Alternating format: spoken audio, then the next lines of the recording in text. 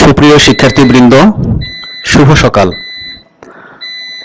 আশা করি তোমরা সকলে ভালো আছো।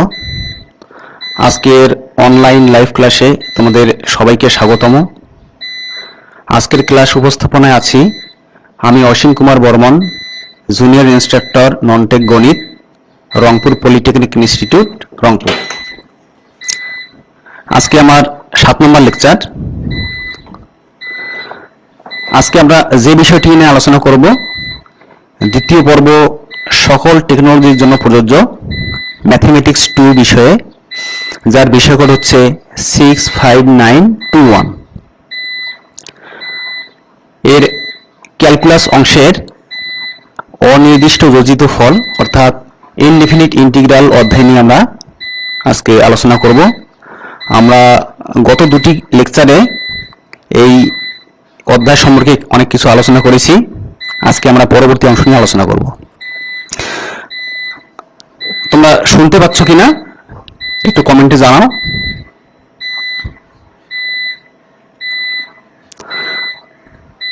আশা করছি তোমরা সবাই শুনতে পাচ্ছ। তো আজকে আমরা যে বিষয় নিয়ে আলোচনা করব, যোগজ নির্ণয়ের পদ্ধতি, প্রতিস্থাপন পদ্ধতি, অংশন সূত্র এবং আংশিক ভগ্নাংশের ব্যবহার এই সম্পর্কে জানব। প্রতিস্থাপন পদ্ধতি সম্পর্কে আমরা বিস্তারিত আলোচনা করব এবং বিভিন্ন সমস্যা আমরা সমাধান করব। বিভিন্ন সমস্যার মধ্যে সাধারণ কিছু সমস্যা এবং প্রতিস্থাপন পদ্ধতির সাহায্যে কিছু সমস্যা আমরা পর্যায়ক্রমে সমাধান করব। তো চলো যাওয়া যাক মূল বিষয়ে। অনির্দিষ্ট যোগজ নির্ণয়ের বিভিন্ন কৌশল আছে। তার মধ্যে আমরা একটু আগেই বলেছি যে প্রতিস্থাপন পদ্ধতি, অর্থাৎ এটাকে বলা হয় মেথড অফ সাবস্টিটিউশন। এরপরে আছে অংশন সূত্র, অর্থাৎ ইন্টিগ্রেট বাই পার্টস। এরপরে আছে আংশিক ভগ্নাংশের ব্যবহার, অর্থাৎ পার্শিয়াল ফ্র্যাকশন। মোটামুটি আমরা এই তিনটা পদ্ধতি নিয়ে আলোচনা করব এবং এই তিনটা পদ্ধতির সাহায্যে আমরা বিভিন্ন সমস্যাগুলো সমাধান করব। তো যোগজীকরণ প্রক্রিয়ায় যে কোনো যোজনযোগ্য যোগজের যোগজীকরণ করার কোনরূপ ধরা বাঁধা আসলে নিয়ম আমাদের নাই। তো আমরা বিভিন্ন প্র্যাকটিস করার ফলে যে নিয়মগুলো আমাদের চোখে পড়েছে, তার মধ্যে এই তিনটি পদ্ধতি অন্যতম। তো এই জন্য এই পদ্ধতিগুলোকে বলা হচ্ছে পরীক্ষামূলক, অর্থাৎ এই পদ্ধতির বাইরেও কিছু পদ্ধতি আমাদের থাকতে পারে। তো আসো যোগজীকরণ প্রক্রিয়ার আমাদের মূল উদ্দেশ্যটা কি। এখানে আমাদের বিভিন্ন সমস্যা সমাধানের জন্য যে লক্ষ্যটা থাকবে সেটা হলো যে ফাংশনগুলো আমাদের আদর্শ আকারে থাকবে। অর্থাৎ আদর্শ আকার বলতে আমরা গত লেকচারে বিভিন্ন সূত্র সম্পর্কে জেনেছি। তো ইন্টিগ্রাল ক্যালকুলাসের আমরা যে সূত্রগুলো সম্পর্কে বলছি, সেই সূত্রগুলোর যে আকার ছিল সেই আকারগুলোকে বলা হবে আদর্শ আকার।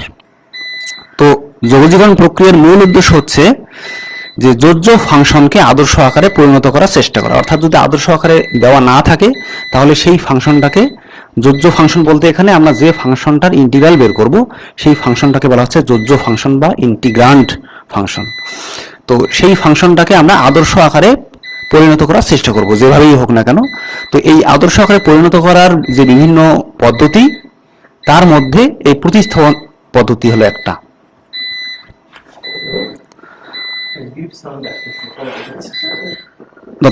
যোগজীকরণ প্রক্রিয়ার সবচেয়ে প্রয়োজনীয় পদ্ধতির নামটা হচ্ছে আমাদের প্রতিস্থাপন পদ্ধতি।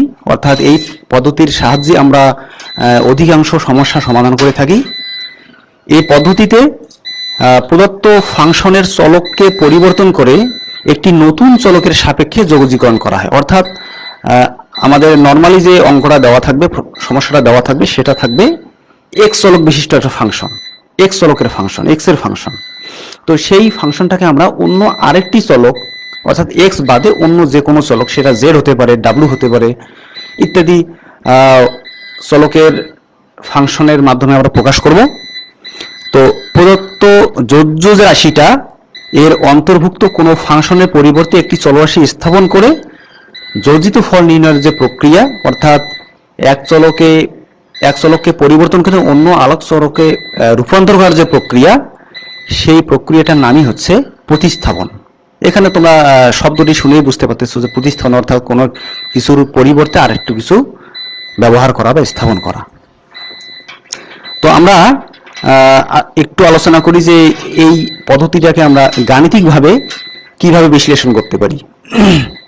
তো আমাদের যেটা ফাংশন দেওয়া থাকবে, অর্থাৎ যার আমরা ইন্টিগ্রাল নির্ণয় করব, সেরকম একটা আমরা ফাংশন ধরে নিলাম ইন্টিগ্রাল অফ fx dx। তো এটা যেহেতু ইন্টিগ্রেশন, এই জন্য আমরা এর ফলাফলটাকে ধরে নিচ্ছি i, অর্থাৎ i equal integral of fx dx। তো তাহলে যোগজীকরণের যে সংজ্ঞা আমরা জানি যে কোনো ফাংশনকে ডিফারেন্সিয়েট করার পর যে রেজাল্ট পাওয়া যাবে, সেই রেজাল্টটাকে ইন্টিগ্রাল করলে আবার পূর্বের ফাংশনটি পাওয়া যাবে। তো সেই হিসেবে আমরা এখানে i কে যদি ডেরিভেটিভ করি, অর্থাৎ di dx ইকুয়াল পাবো মূল ফাংশন অর্থাৎ f of x। তো এখন একটু আগে বলা হলো যে প্রতিস্থাপন পদ্ধতি, অর্থাৎ x ফাংশনটাকে বা x চলকটাকে পরিবর্তন করতে হবে অন্য একটি চলকে। তো আমরা এখানে ধরে নিচ্ছি যে x ইকুয়াল phi z, অর্থাৎ x কে আমরা পরিবর্তন করব z ফাংশনে, z চলকের ফাংশনে। তো এখানে এইটা যদি আমরা লিখি, এখন এই লাইনটার যদি আমরা উভয় পক্ষে z এর সাপেক্ষে ডেরিভেটিভ করি, অর্থাৎ d dz of x, বা আমরা বলতে পারি dx dz equal phi z কে ডেরিভেটিভ করলে আমরা phi ড্যাশ z লিখতে পারি। অর্থাৎ আমরা জানি যে একবার ডেরিভেটিভ করলে সিঙ্গেল ড্যাশ, দুইবার ডেরিভেটিভ করলে ডাবল ড্যাশ, এভাবে যদি তিনবার করি তাহলে ট্রিপল ড্যাশ, এভাবে আমরা লিখতে পারি। তো এখন দেখো আমরা আমাদের যে মূল ফাংশনটা ছিল সেটা ছিল i ইকুয়াল x এর ফাংশন, এবং সেটা এখন আমরা লিখব z এর ফাংশন। এই জন্য di dz, অর্থাৎ i কে আমরা z এর সাপেক্ষে ডেরিভেটিভ করছি। তো এটাকে আমরা লিখতে পারি di dx into dx dz। এখন যদি আমরা এই মান দুটো বসাই দিই, অর্থাৎ di dx এর মান হচ্ছে f of x R dx dz এর মান হচ্ছে phi ড্যাশ z।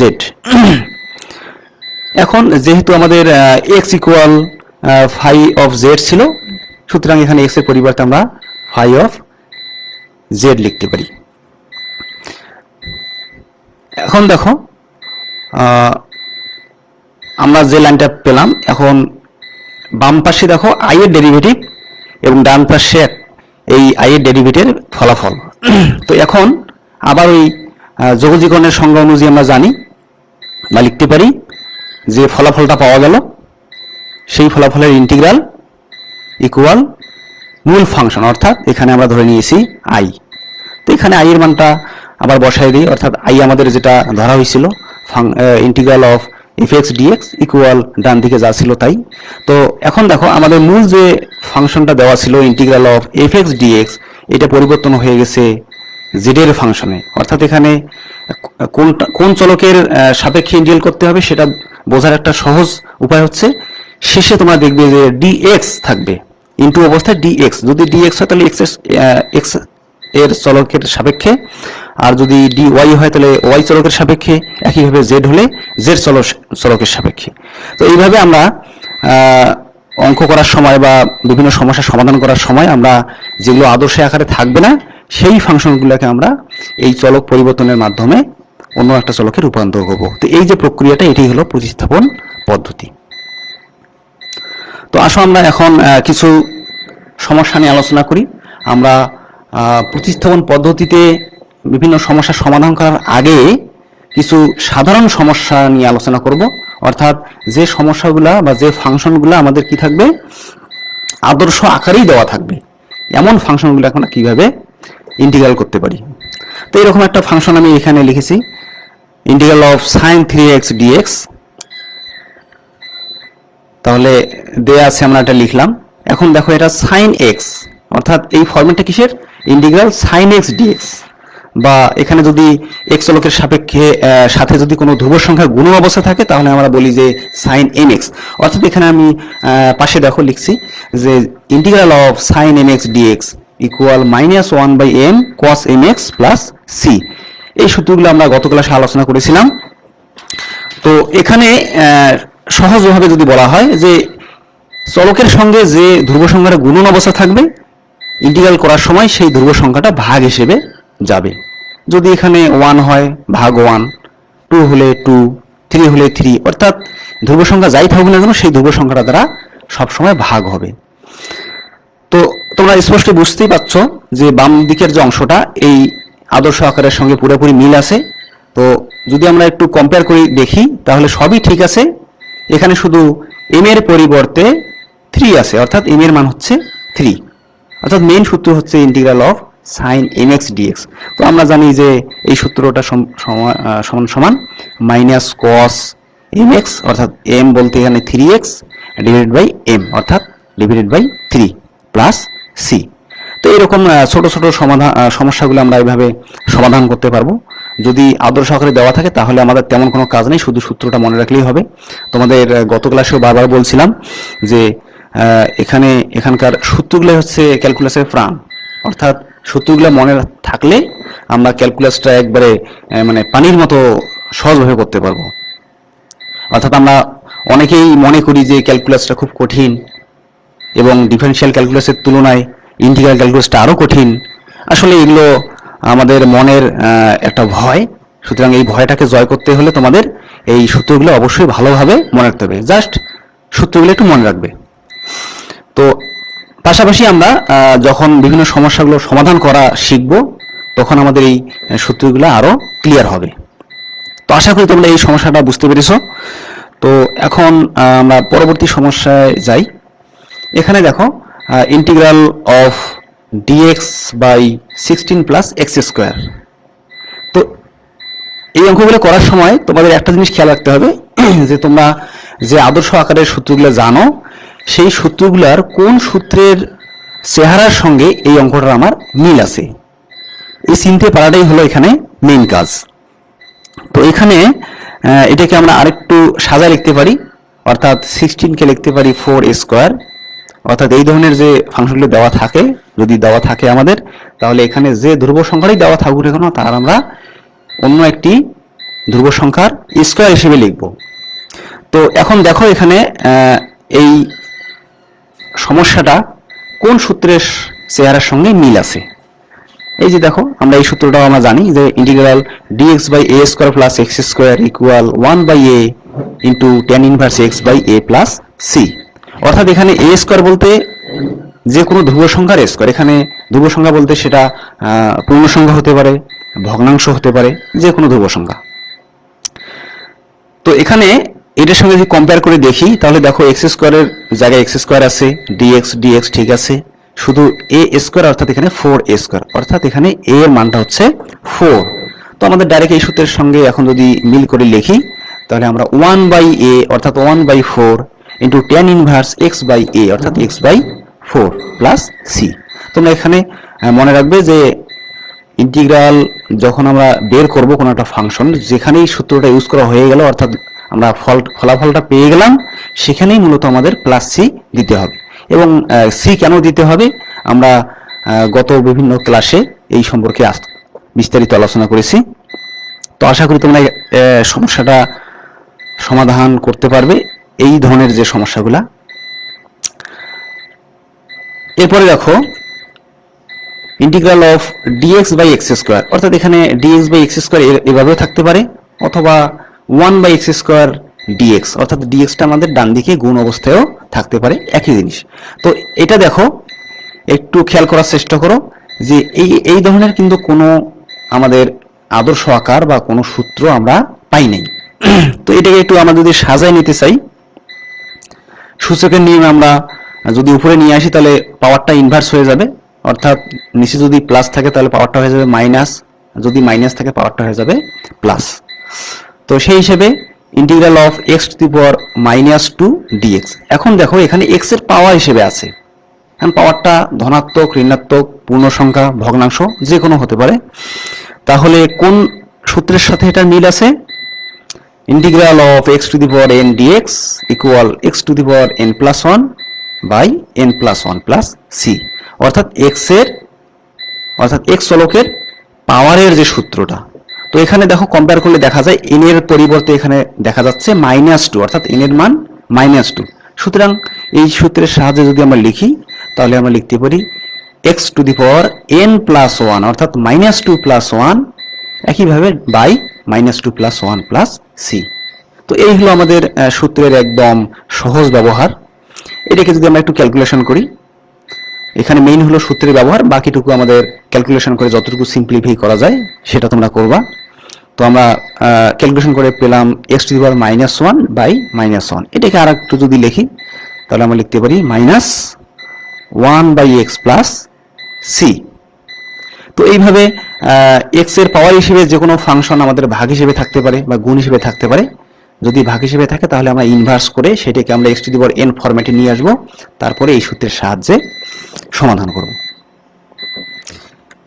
এরপরে দেখো আরেকটা ফাংশন একই ধরনের প্রায়, integral of 2x plus 1 dx। তো আমরা বিভিন্ন বৈশিষ্ট্য যখন পড়েছি যোগজীকরণের, সেখানে তোমরা জেনেছো যে দুই বা ততোধিক ফাংশনের সমষ্টি বা অন্তর্ফল রূপে যদি কোনো ফাংশন থাকে তার ইন্টিগ্রাল বের করার সময় আমরা সেগুলোকে ভাগ করে দিতে পারি। অর্থাৎ ইন্টিগ্রাল অফ এখানে যতগুলো থাকবে এই ইন্টিগ্রাল চিহ্নটাকে আমরা ভাগ করে দিতে পারি।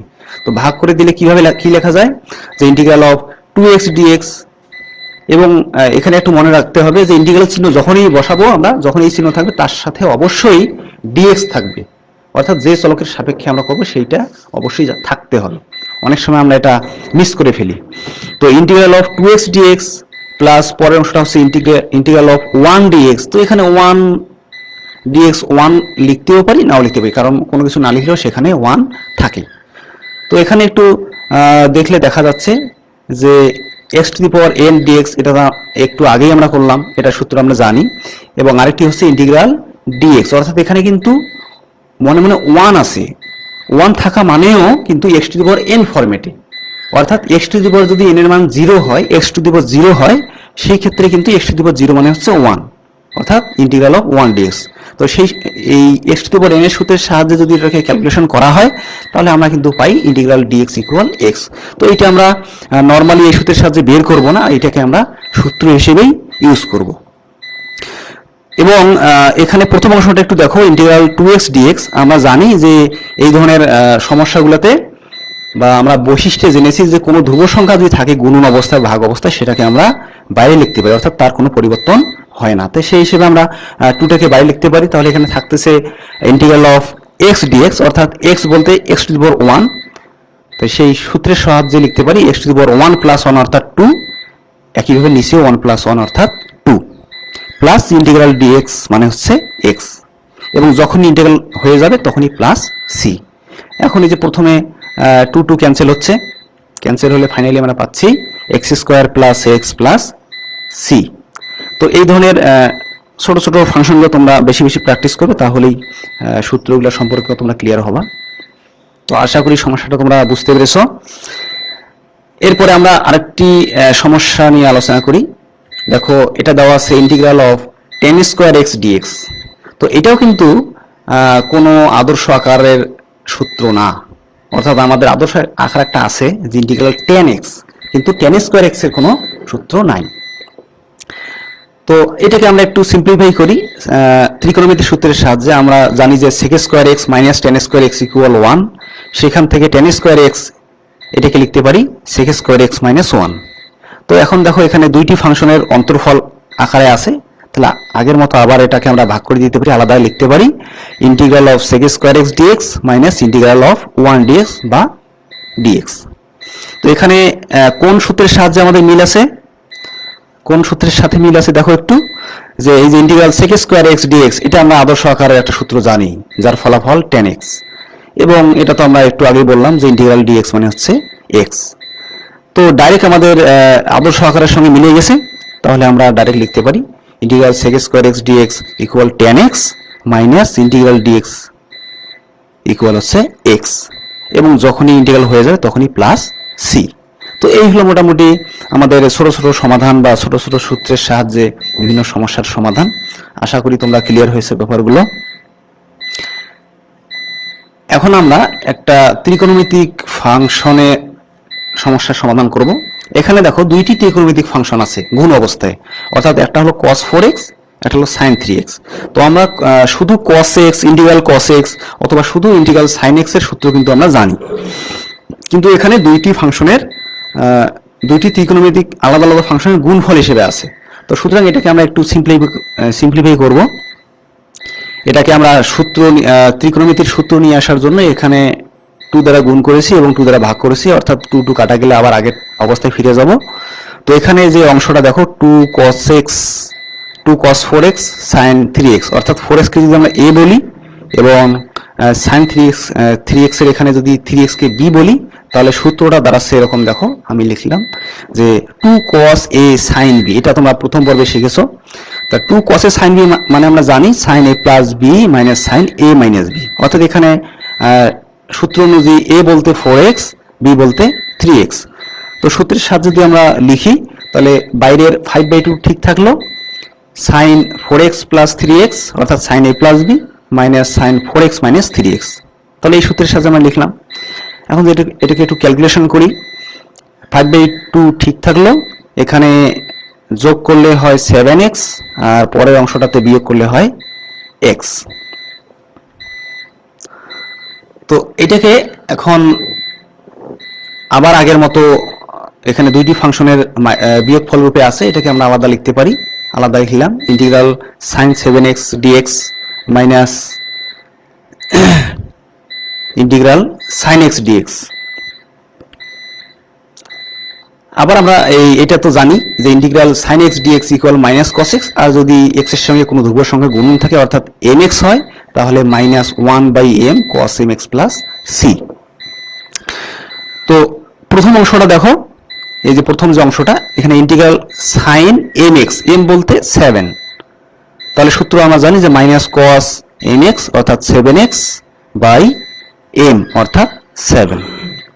তো এই সূত্রের সাহায্যে আমরা প্রথম অংশটা লিখলাম, আর পরের সূত্রটাও আমাদের ডাইরেক্ট মিল আছে, মাইনাস চিহ্নটা থাকলো। এই যে ইন্টিগ্রাল sin x dx, তো জানি কি ইন্টিগ্রাল sin x dx মানে হচ্ছে মাইনাস cos x, তো সেই মাইনাস এবং এই যে সামনে যে মাইনাস ছিল সেই মাইনাসে প্লাস হয়ে গেল, তাহলে প্লাস cos x, এবং যখনই ইন্টিগ্রাল হয়ে যাবে তখনই প্লাস c।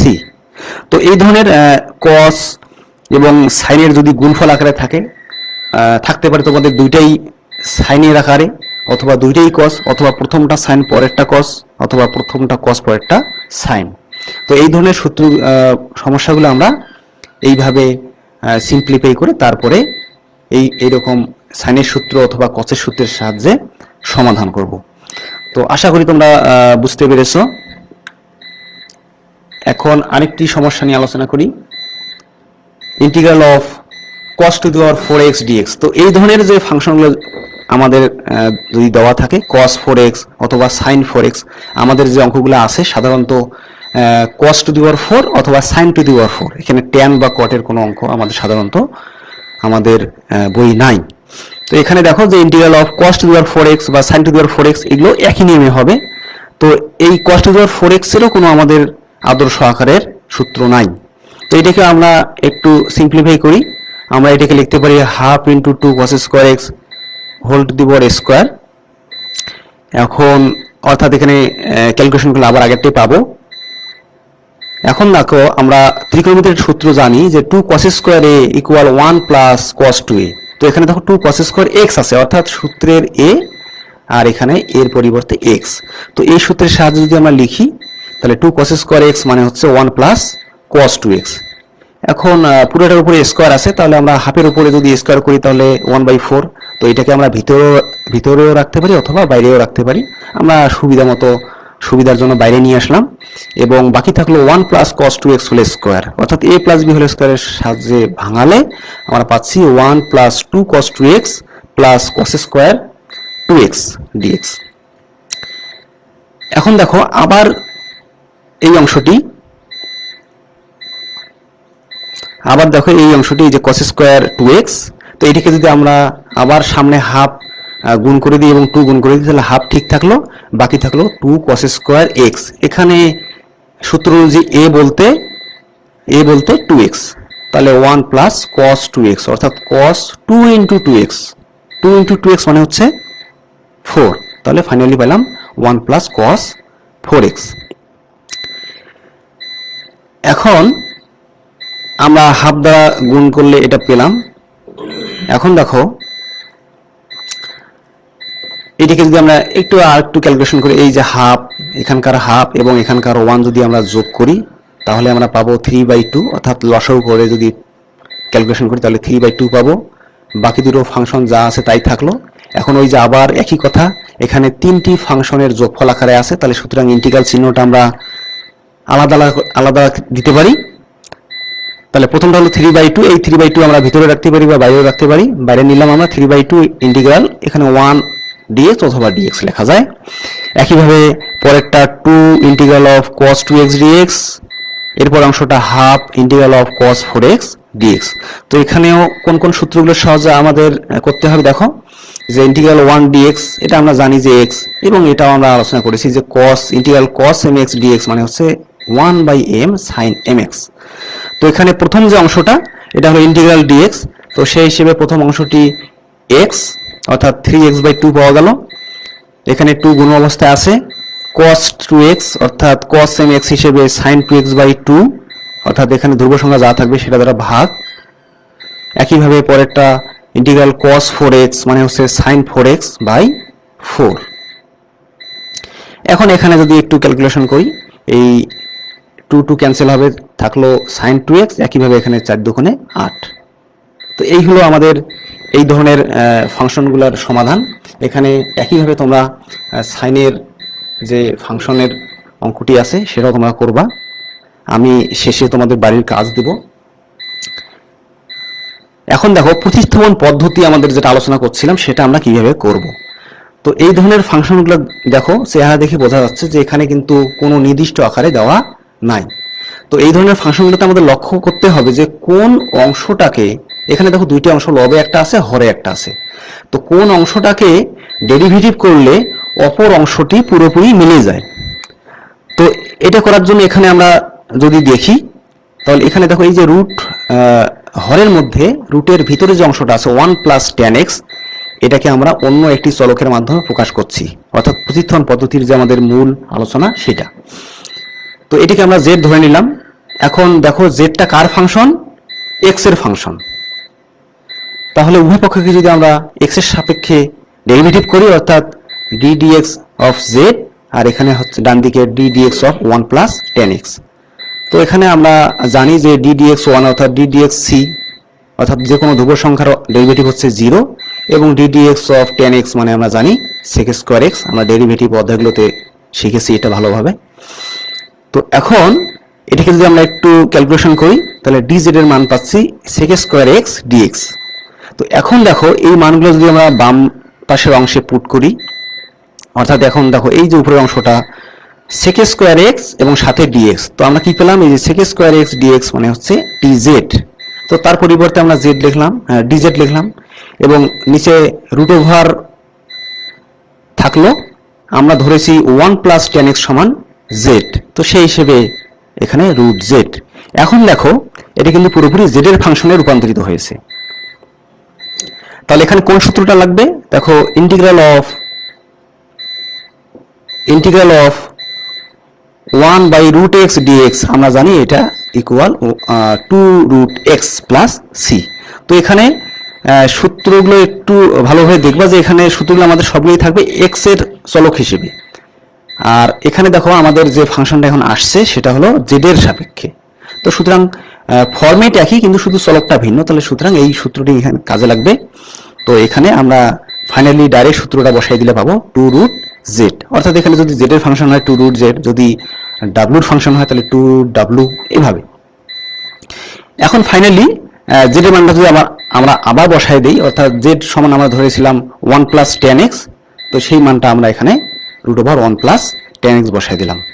তো এইভাবে তোমরা প্রতিস্থাপন পদ্ধতির সাহায্যে যে এই ধরনের যে অঙ্কগুলো সেটা সমাধান করবে। এই সম্পর্কে আমরা বিস্তারিত আরো আলোচনা করব এর পরের ক্লাসে। তো আজকে এ পর্যন্তই।